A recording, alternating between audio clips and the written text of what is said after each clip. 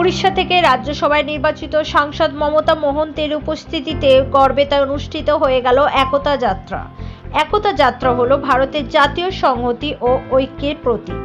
এটি এমন একটি যাত্রা যা দেশের বিভিন্ন প্রান্তের মানুষকে একত্রিত করে এবং জাতীয় ঐক্য ও দেশপ্রেমের বার্তা ছড়িয়ে দেয়। এই ধরনের যাত্রাগুলি সাধারণত রাজনৈতিক দলগুলি পরিচালনা করে এবং ভারতের জাতীয় পতাকার প্রতি সম্মান জানাতে বিভিন্ন রাজ্যে অনুষ্ঠিত হয়।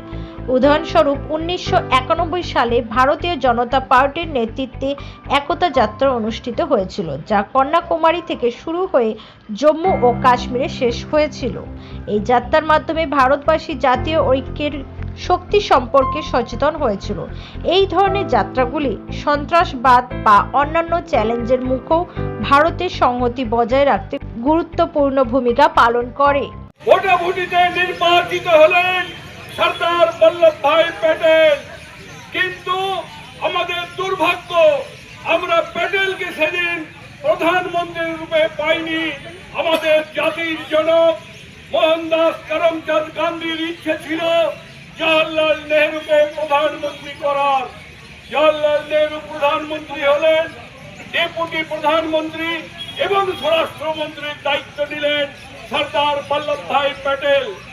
47 সালের 15ই আগস্ট ভারত যেদিন স্বাধীন হলো, ভারতবর্ষে সেদিন 560 অর্থাৎ 560 জন রাজার অধীনে ভারতবর্ষ শাসিত হতো। এই 560 জন রাজা তারা মনে করেছিল স্বাধীন ভারতে তাদের যেমন ভাবে রাজত্ব চলছিল ঠিক সেইভাবেই তাদের রাজত্ব চলবে।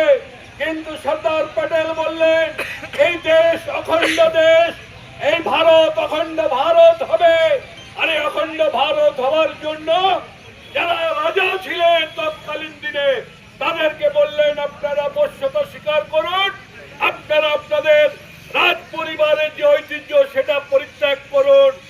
কিন্তু আমরা জানি ভারতবর্ষের মধ্যে ভারত যখন বিভাজিত হয়ে গেল, একটা প্রান্ত যখন পাকিস্তান রূপে চলে গেল, ঠিক সেই সময় হায়দ্রাবাদের নিজাম বললেন যেমন ভাবে পাকিস্তান স্বাধীন দেশ হয়েছে আমি হায়দ্রাবাদকেও স্বাধীন দেশ হিসাবে ঘোষণা করছি। সর্দার প্যাটেল ওনাকে ডেকে পাঠালেন দিল্লিতে ডেকে পাঠাবার পর যখন তাকে প্রস্তাব দেওয়া হলো আপনি ভারতের মধ্যে আপনার রাজত্ব ভারতে বিলীন হয়ে যাবে, সর্দার প্যাটেল তার এই হুমকির ফলে নিজাম রেগে বললেন ঠিক আছে, প্রয়োজনে অস্ত্র ধরব, প্রয়োজনে ইংরেজদের বিরুদ্ধে লড়াই করেছি, প্রয়োজনে ভারত সরকারের বিরুদ্ধে লড়াই করলো। প্যাটেল কি বললো জানেন? अरे निजाम भाई गुस्सा मत करो, शांत हो जाओ।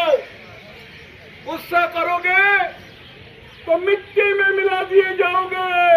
हैदराबाद का राज परिवार भारत के मिट्टी में मिल जाएगा। सोच लो, 72 घंटा का समय दिया जा रहा है। 3 दिनेर मध्य হায়দ্রাবাদের নিজাম বশ্যতা স্বীকার করলো। বশ্যতা স্বীকার করলো কার কাছে? ভারত মাতার কাছে। এই দেশ সেদিন 560 জন রাজার দেশ, সেই দেশের 560 জন রাজাকে এই প্যাটেল না থাকলে এই ভারতের বশ্যতা হতো না।